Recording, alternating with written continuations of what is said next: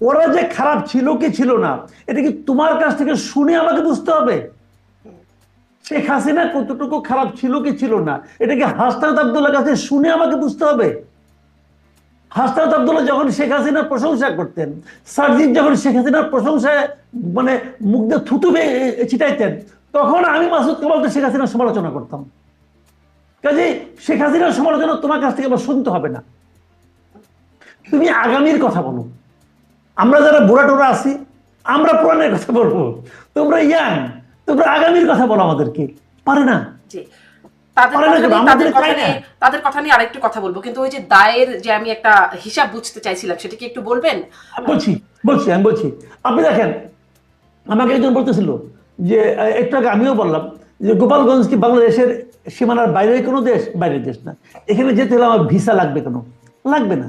আমি এখানে যে কোনো জায়গায় যেতে পারি। এটা হলো থিওরিটিক্যাল কথা।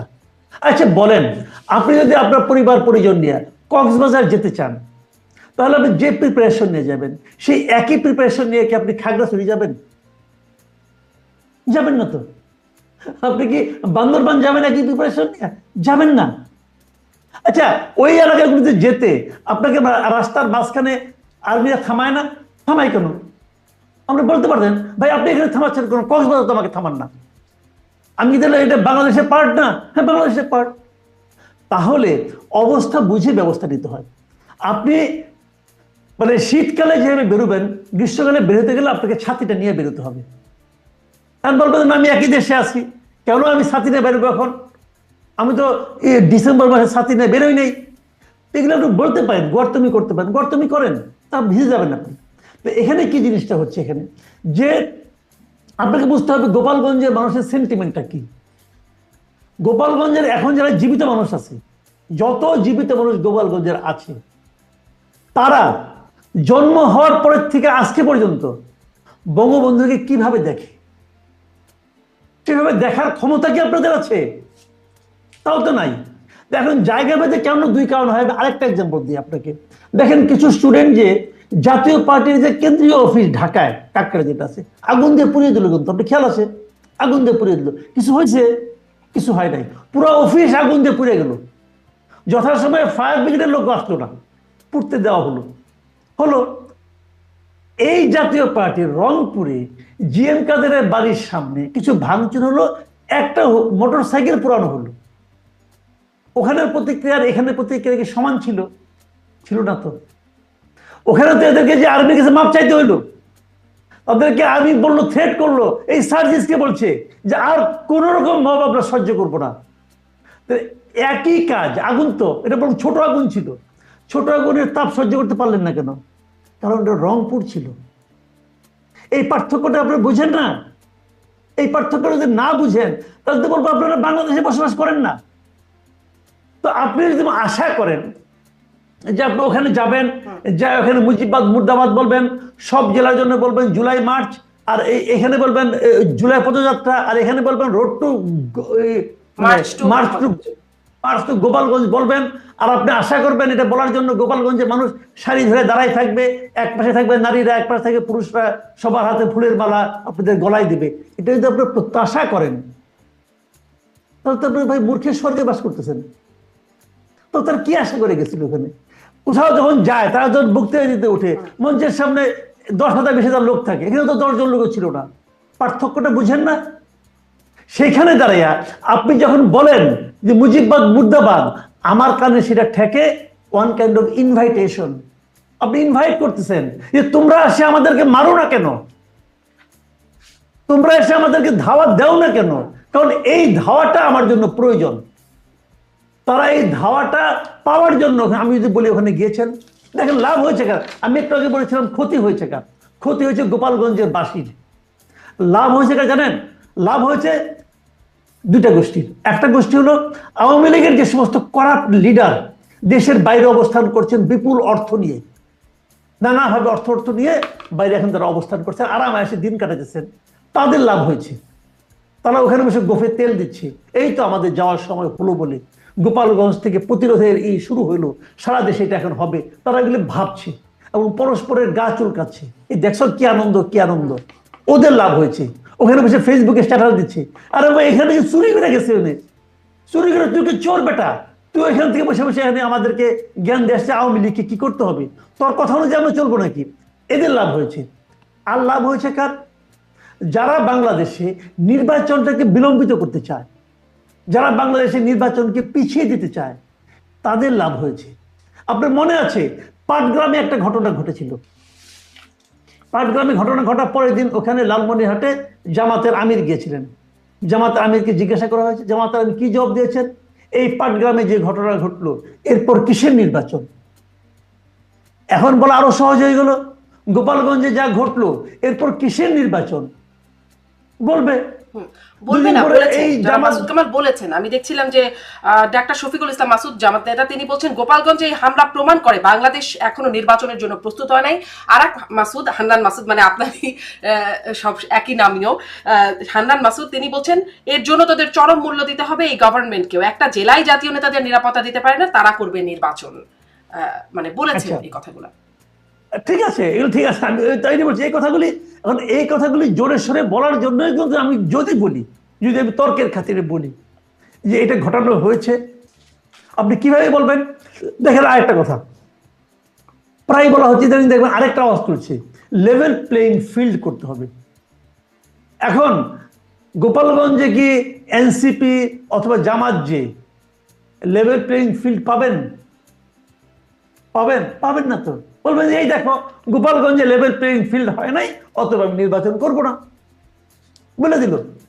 এখন গোপালগঞ্জে কেন লেভেল প্লেইং ফিল্ড আপনি করতে পারলেন না, সেটা ওর কথা। এটা হলো সরকারের ব্যর্থতা।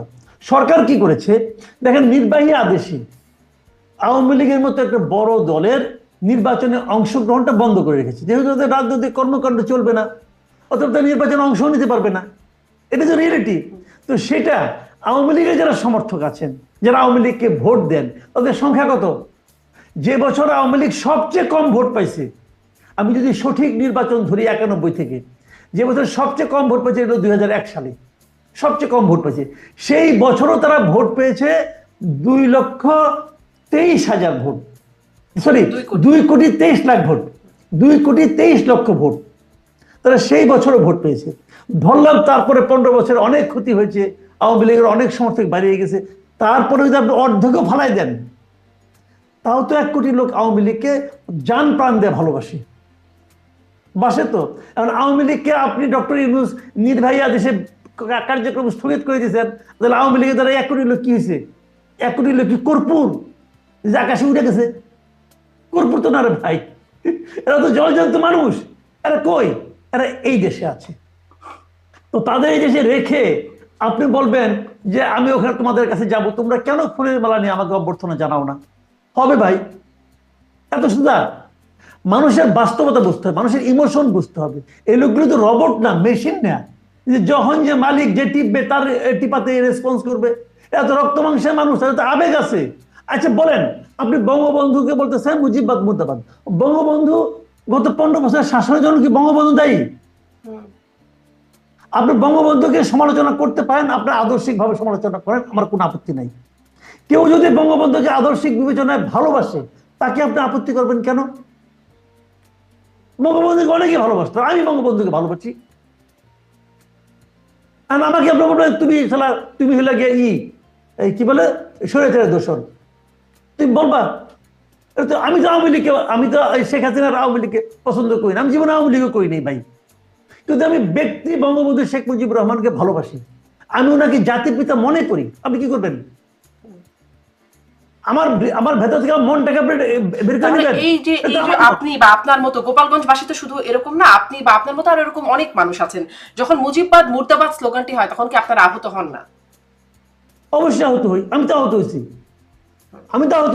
মুজিববাদ কিন্তু নাই, মুজিববাদ কিন্তু এক্সিস্ট করে না, কখনোই করতো না।